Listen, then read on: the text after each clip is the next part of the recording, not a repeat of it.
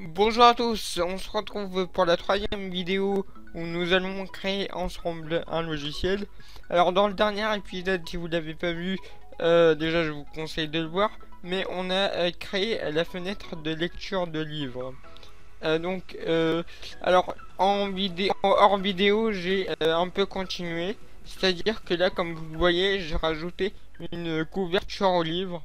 Alors là, on est dans l'éditeur, mais en fait, le livre derrière, il sera invisible. Il y aura juste au début la couverture du livre, qui sera bien entendu personnalisable là, avec votre propre image. Et en fait, dès qu'on va appuyer sur, enfin, quand on va tourner la page, en fait, la couverture, elle va être invisible et le livre, il va être visible. Donc là, on pourra commencer la lecture. Alors, je vais exécuter pour voir comment ça se présente. Donc, je vais faire lire un livre et donc voilà à quoi ça ressemble. Donc voilà, donc on a, donc là, c'est la couverture de base par défaut. Donc vous pourrez bien évidemment mettre votre propre image. Donc voilà. Donc il y aura le titre du livre et l'auteur. Alors ça, je pense que... Non, je vais faire en sorte que le titre du livre et l'auteur ils disparaissent quand on choisit une image personnalisée pour la couverture. Donc voilà. Donc on a aussi un bouton Go ici qui nous permet de tourner la page en fait, de commencer la lecture à la page 1. Alors vous pourrez bien entendu sélectionner la page ici et mettre le numéro 1 pour tourner la page ou grâce à ce bouton, mais il y aura un bouton Go qui permettra de passer à la page 1. Donc voilà. Alors ce bouton là, dans les options, vous pourrez le désactiver. Donc à ce moment là, il sera invisible. Donc voilà, donc vous avez le choix. Alors j'ai autorisé aussi qu'on mette la fenêtre en grand écran. Donc voilà, pour qu'on puisse profiter du livre en grand plan, quoi. En grand écran. Donc voilà, en plein écran. Donc voilà. Sinon, à part ça, j'ai rien rajouté d'autre. Donc voilà, faut que je rajoute le bouton qui permet de mettre le marque-page. Mais voilà. Voilà. Sinon, à part ça, j'ai aussi créé la fenêtre qui permettra de créer un nouveau livre. Donc là voici, on va directement aller regarder dans le logiciel. Donc voilà comment on va pouvoir créer notre propre livre. Alors, donc la fenêtre apparaîtra, on va devoir remplir toutes les informations, donc le nom, l'auteur, le mot de passe. Alors le mot de passe c'est pour éviter que les gens puissent modifier votre livre. Donc comme ça il n'y a que vous qui pourrez éditer le livre. Donc vous devrez aussi mettre la description. Et là vous avez des options comme afficher le bouton Go de tout à l'heure, créer un livre en commun. Alors ça permet par exemple, vous créez un livre, vous commencez le livre, vous commencez à écrire, vous faites par exemple une ou deux pages, vous le publiez et vous autorisez les autres utilisateurs à continuer votre histoire. Alors par exemple, vous pouvez déterminer le nombre de pages par utilisateur. Ça veut dire si vous laissez à 1, bah, chaque utilisateur pourra écrire une page. Alors vous pouvez choisir de 1 à 10 pages par utilisateur. Donc voilà, ça permet de créer un livre en commun. Donc voilà. Donc ici on a la couverture personnalisée qui nous permettra de choisir une image pour la couverture du livre. Donc voilà. Et donc là ici ça nous permettra de choisir où on veut enregistrer notre livre. Après quand on va cliquer sur écrire un livre, ça va afficher une autre fenêtre. Alors là je vais vous le montrer dans l'éditeur. Donc là voici, alors je l'ai créé hors caméra parce que j'ai pris 2 épisodes pour la conception de fenêtres. Donc maintenant je voudrais un peu passer à la programmation avec vous. Donc alors la fenêtre qui permet d'éditer votre livre, bah, en fait c'est exactement la même chose que la fenêtre de lecture. Donc voilà, c'est similaire sauf que là, il n'y a pas la page de couverture. Et là, au lieu que ce soit des labels, donc dans la fenêtre de lecture, c'est des labels que vous avez ici qui permet d'afficher le texte. Mais dans l'éditeur de livres, en fait, c'est des text box qui vous permettront de d'écrire votre livre, votre histoire pour chaque page. Donc, alors pareil, en bas, vous aurez euh, un truc qui vous permettra de choisir votre page.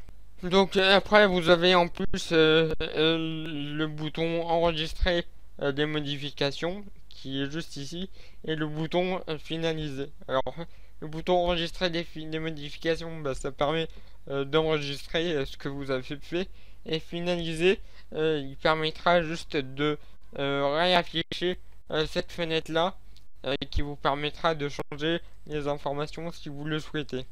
Donc voilà.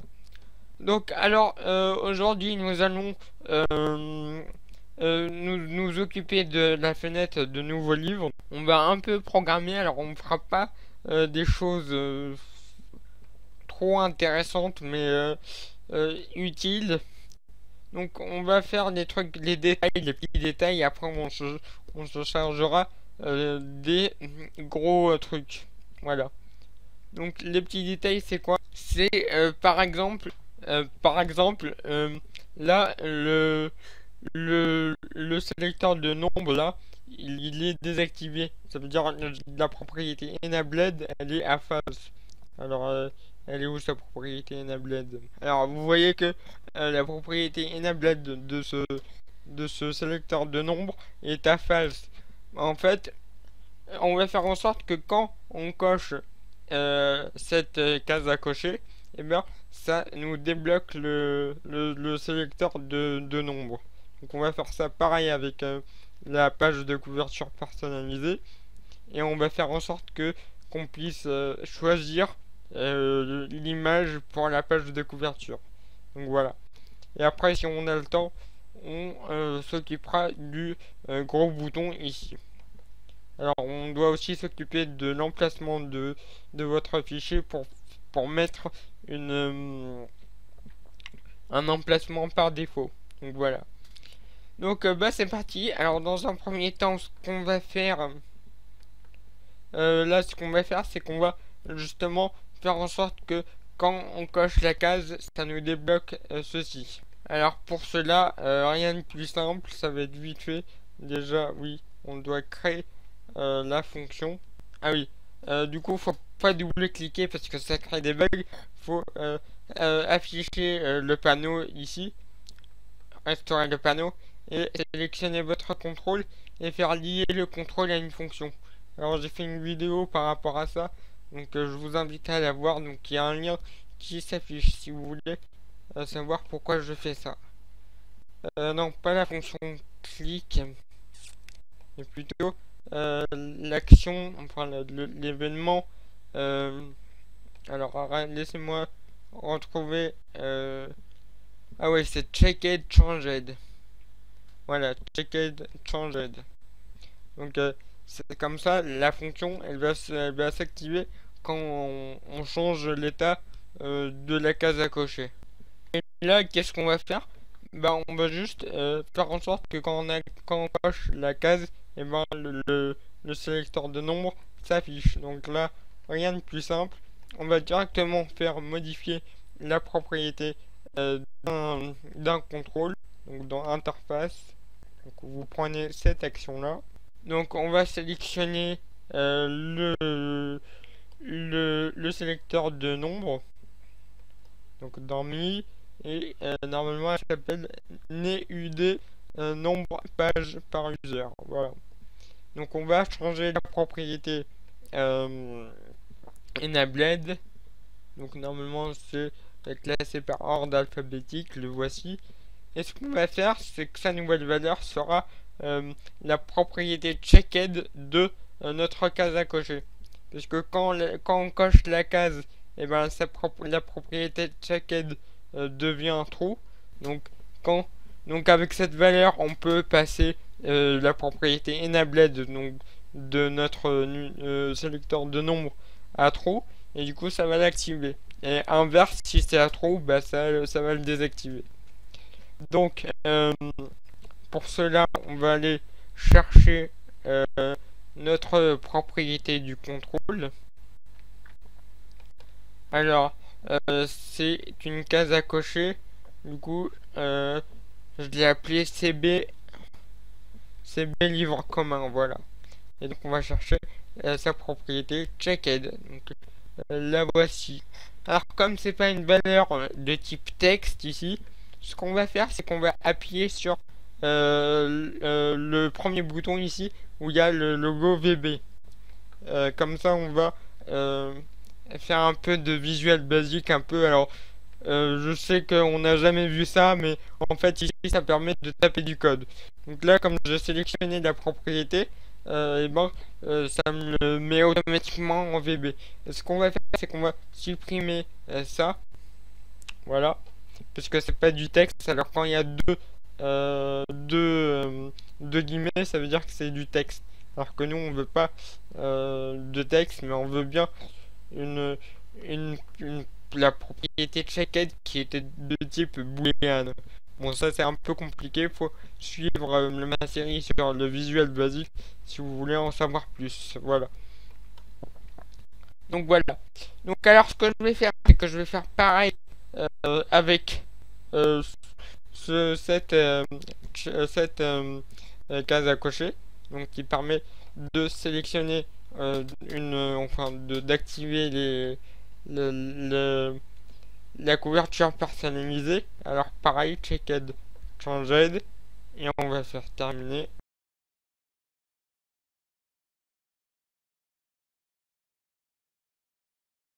Donc voilà, alors ce que je vous propose c'est de tester ça. Donc créer un livre.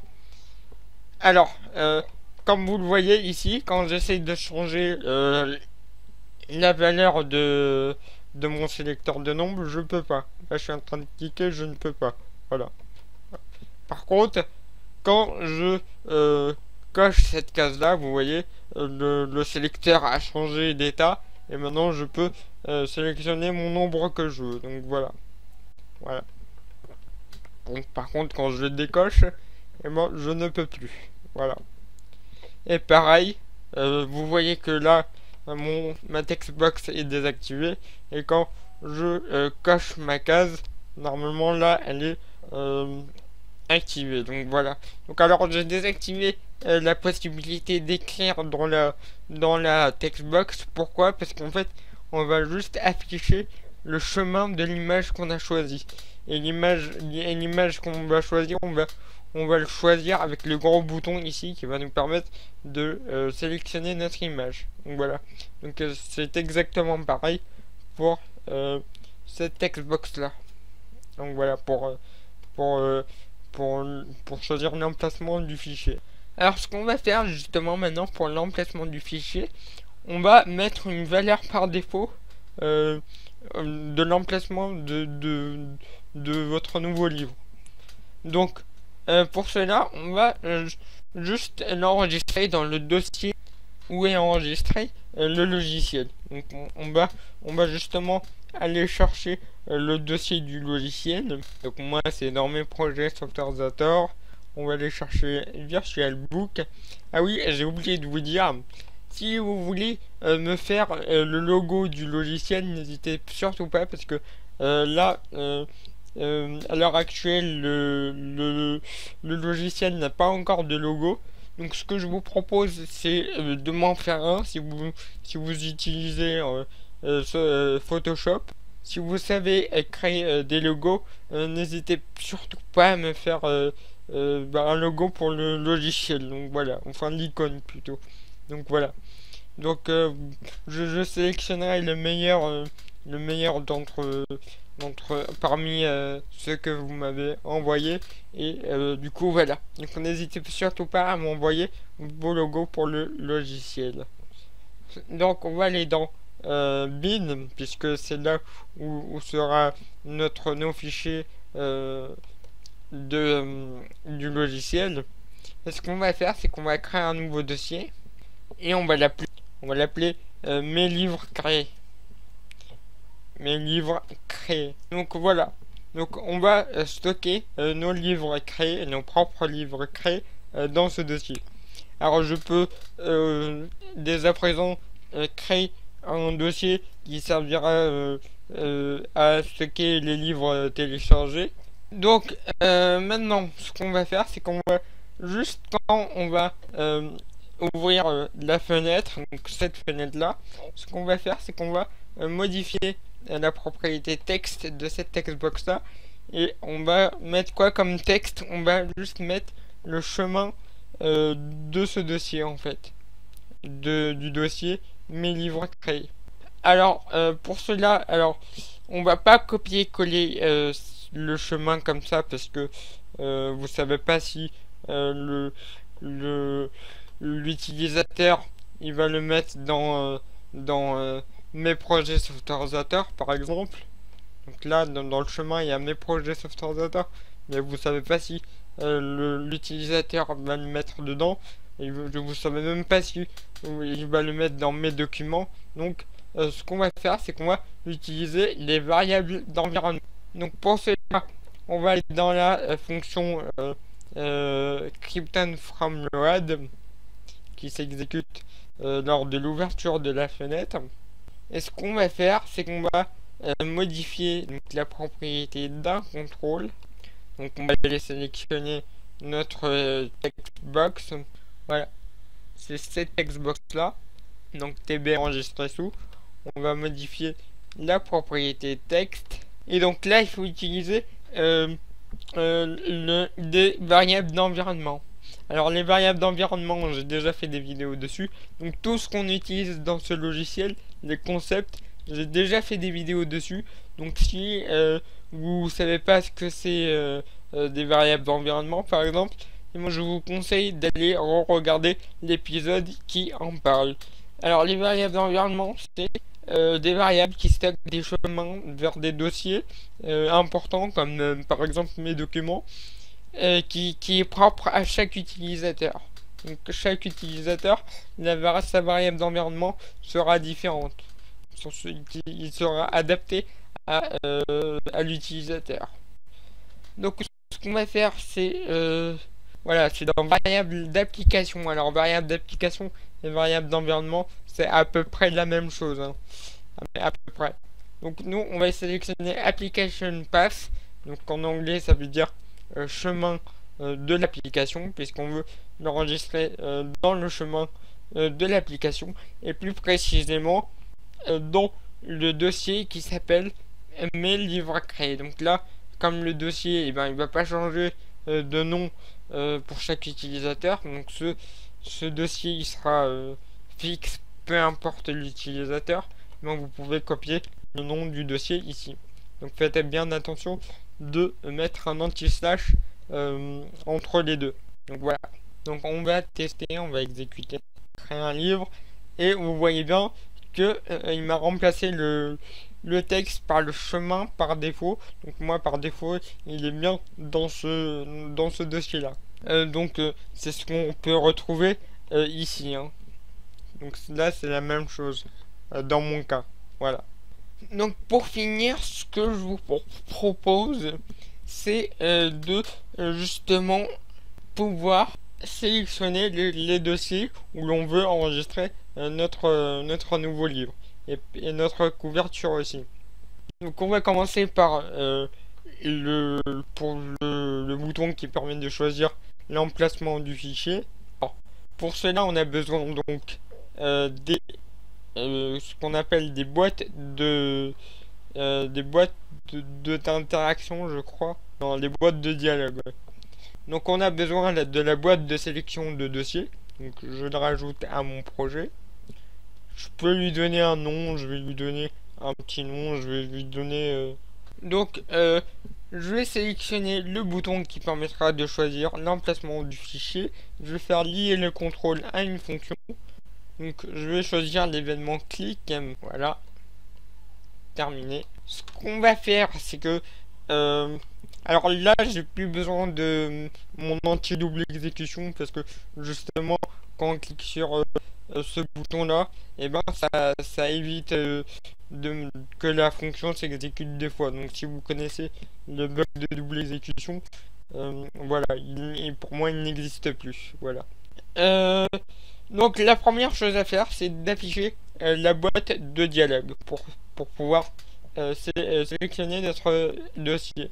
Donc pour cela, on va aller dans Interaction, on va aller choisir Ouvrir une boîte de sélection de dossier. On va sélectionner notre sélecteur de dossier qu'on vient de créer. On va créer une variable TMP, donc notre première variable TMP, et on va créer le groupe temporaire. Voilà. On va sélectionner ici notre variable. Alors cette variable en fait ici va stocker le retour de l'utilisateur en fait pour savoir s'il a appuyé sur le bouton OK ou soit sur le bouton annuler. Par exemple dans cette fenêtre vous voyez qu'il y a deux boutons, annuler et OK.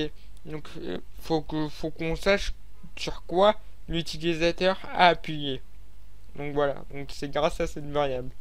Donc après on va mettre une condition pour dire que si l'utilisateur a appuyé sur OK, alors on continue. Sinon bah, on fait rien. Pour cela bah, on va créer une condition.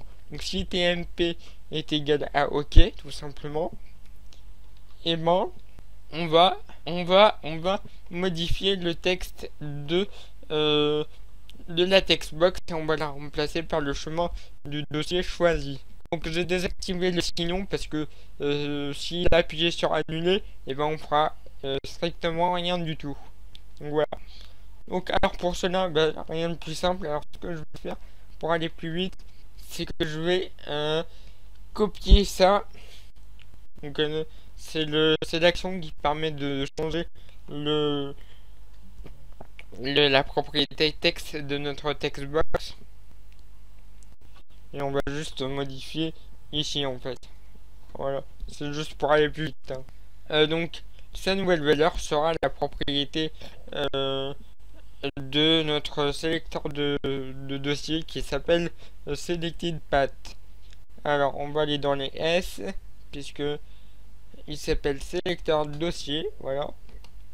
Et on va choisir la propriété Selected Path qui en fait contient le chemin du dossier que l'utilisateur a sélectionné. Donc on fait OK et on teste. Créer un livre. On va appuyer sur ce bouton là.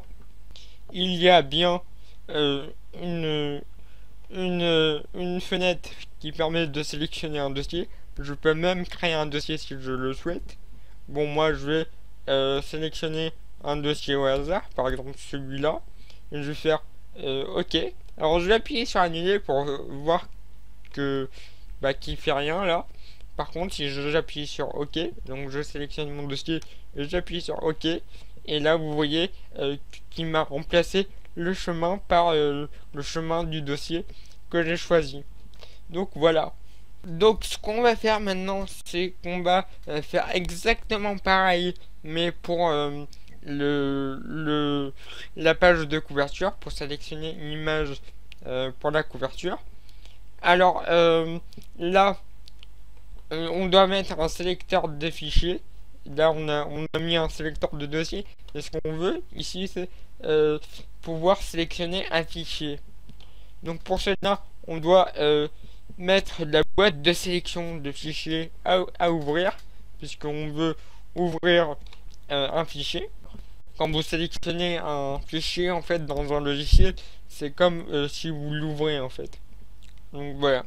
Donc là je vais juste changer le nom du sélecteur de fichiers en fait. Je vais peut-être changer le file name en image par exemple.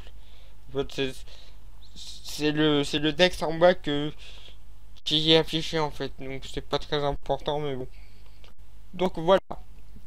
Donc on va créer du coup notre fonction maintenant. On va lier le contrôle à une fonction. On va dire que la fonction s'exécutera lors d'un clic sur le bouton. Et ce qu'on va faire, c'est qu'on va faire exactement pareil Donc je peux à la limite faire du copier-coller. Bon, je vais pas faire copier-coller. Allez, si, juste pour la condition. Je vais faire copier-coller après. Donc là, c'est exactement pareil, sauf que là, on n'ouvre pas un sélecteur de dossier, mais bien un sélecteur de fichiers. Voilà, on sélectionne notre sélecteur de fichiers. Donc moi, je l'ai appelé sélecteur couverture. Pareil, on va mettre une variable ici, variable TMP, qui nous permettra de savoir si l'utilisateur a appuyé sur OK ou sur annuler. Et ce que je vais faire là, c'est juste copier la condition, parce que là c'est exactement pareil. Si TMP est égal à OK, et ben on continue la fonction. Sauf que nous, on veut pas modifier la propriété de la textbox qui permet de choisir l'emplacement du fichier, mais le chemin de l'image. Alors donc, on va mettre ici modifier la propriété d'un contrôle. Ce contrôle s'appelle, je sais plus quoi, je vais le retrouver. Ah voilà, TB chemin couverture. Voilà. Donc la propriété modifiée, c'est bien évidemment la propriété texte, comme d'habitude. Et donc sa nouvelle valeur, bah là c'est exactement pareil que tout à l'heure. On va aller choisir la propriété selected path de notre sélecteur de fichiers. Donc sélecteur couverture. Et on va choisir la propriété selected. Alors autant pour moi, je crois que c'est file name. C'est différent avec le sélecteur de fichiers. Je suis pas sûr que c'est file name. On va tester pour voir si c'est bien cette propriété qui est bonne. Donc créer un livre, on va cocher cette case ici. On va choisir du coup. Ah oui, là ce qu'on a oublié de faire, c'est que on a activé la textbox, mais on a oublié d'activer le bouton avec. Donc je vais faire ça vite fait et je reviens. Donc voilà, donc là normalement, si je coche cette case à cocher, normalement le bouton il fonctionne. Donc voilà, c'est de ce texte là que je vous parlais tout à l'heure. Donc il y a bien le sélecteur de fichiers qui s'ouvre. Alors je sais pas si j'ai des images, peut-être dans ressources, les animals. Je vais sélectionner ceux de forme par exemple. Alors oui, il s'agit bien de la bonne propriété qu'on a choisi tout à l'heure. Donc parce que ici, on a bien le chemin de notre image. Donc voilà. Donc je pense que j'ai tout fait. La vidéo commence à être un petit peu longue. Donc ce que je vous propose, c'est qu'on s'arrête ici et qu'on continue dans le prochain épisode. Ouais, on va s'arrêter ici. Alors dans le prochain épisode, on va s'attaquer au plus important. J'allais dire à du lourd, mais ça va être facile, ne vous inquiétez pas. La difficulté sera la même, enfin pour l'instant. On va s'attaquer au gros bouton ici qui permet d'écrire le livre et donc de créer le fichier de la même occasion. Non, je vous le dirai dans le prochain épisode comment on va se débrouiller. Donc voilà. Donc merci d'avoir regardé la vidéo. N'hésitez pas à la partager, ça me ferait extrêmement plaisir. Si vous voulez me donner des logos pour le logiciel, n'hésitez surtout pas.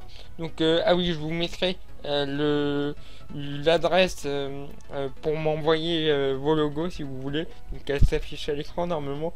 Donc n'hésitez surtout pas à m'envoyer des logos pour le logiciel. Si j'en ai plein, je ferai peut-être une vidéo spéciale pour que vous choisissiez votre logo. Comme ça, c'est pas que moi qui choisis, c'est aussi vous.